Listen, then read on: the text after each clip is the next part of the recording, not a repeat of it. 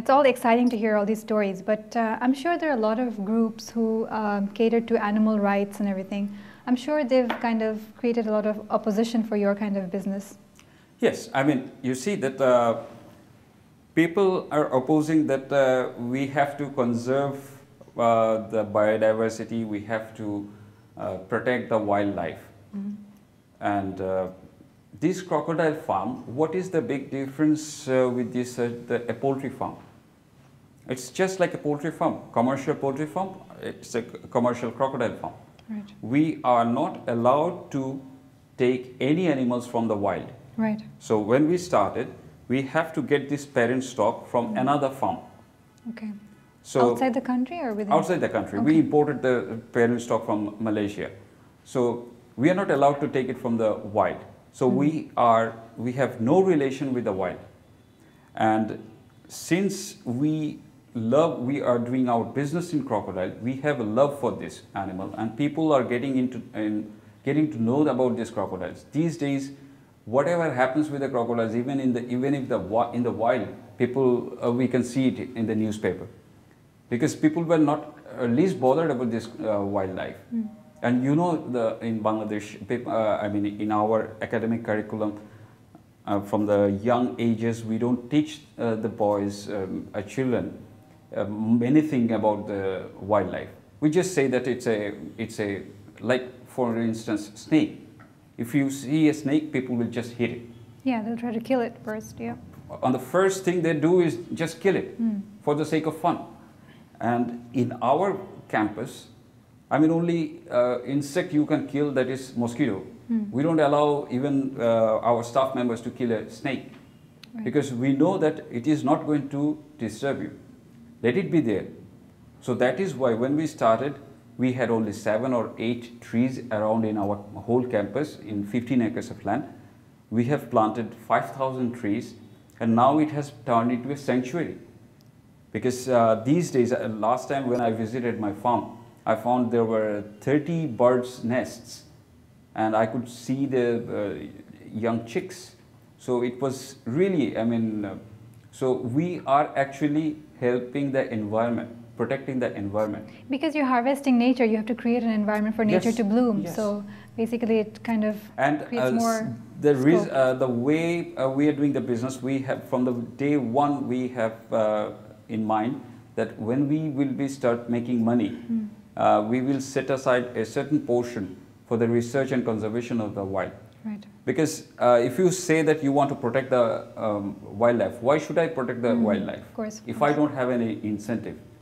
Because people will think that, okay, the crocodile is a dangerous animal. It will take all the fish from the wild. So these are all wrong concepts. People must get the real picture. Right. So that is why when people are coming to our farm, because we have opened it for the tourists since 2007. And since then we are seeing many visitors coming to our place. Okay. And we give them the proper education about the crocodile, and if they have other questions about the wildlife, we tell them. So do you think that, why do you think big countries like our neighbor countries, which are India and Pakistan, how come they are not going into businesses like this? Well, this is a different issue actually. In India, Mr. Romulus Whitaker, he started Crocodile Bank in Chennai. It was early 70s. And at that point, his idea was to conserve, for the conservation and research purpose, he wanted to set up a crocodile farm. Okay. Not with a mind in the commercial production. But once he started, the number of animals started growing. But since he was an American, he was a converted Indian. This Indian government, they didn't allow him to go for a commercial one. Because initially he asked for the permission for a research purpose. Okay. So that is why they say that, no, you started with a research mission, and now you cannot just change your mission. So that is why they are not giving it. Okay. And they are very strict with this Indian government. They are very strict with their wildlife. Right. They will not allow any type of wildlife farming. Right. But so far I know that in Pakistan there is an initiative for setting up a commercial farm. In Nepal there is an initiative to set up a commercial farm. So new farms are coming up. Okay, so do they contact you to get your experience? Well, I mean, Romulus Whitaker, he is an authority in as crocodile. in the new companies that are coming up. Yes, so I guess they contact, through our program, but I'm more not people will. I don't claim myself to be an expert on crocodile. Well, I'm an entrepreneur. Right. I'm a businessman.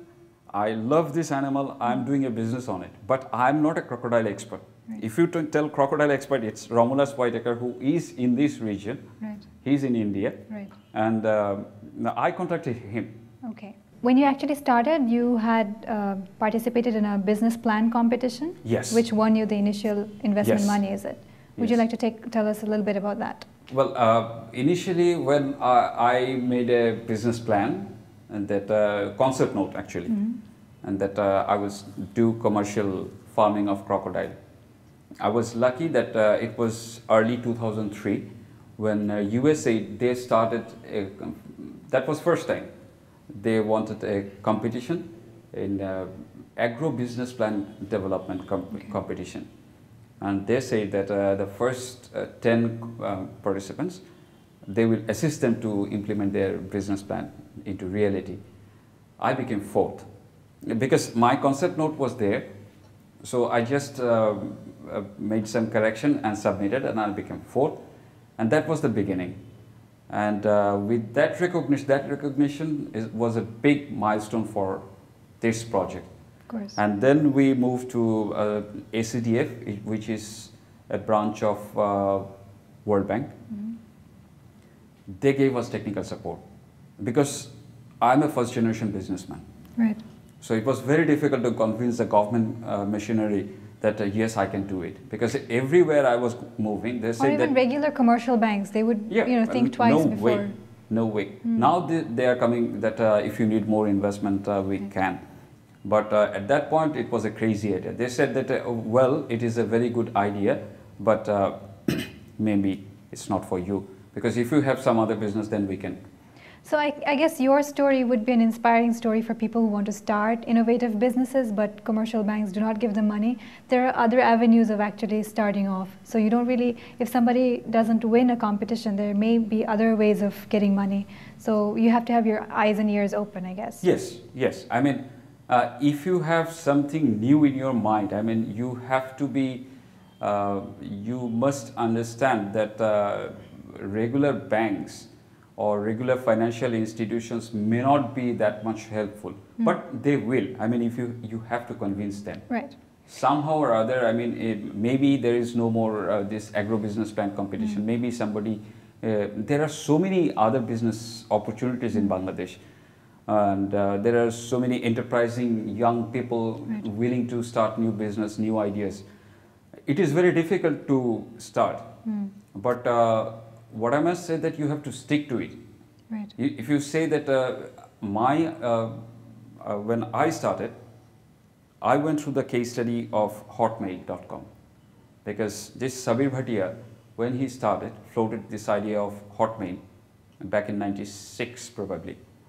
When he approached to the bank that I want to start a free email service, and it was just a crazy idea at that point.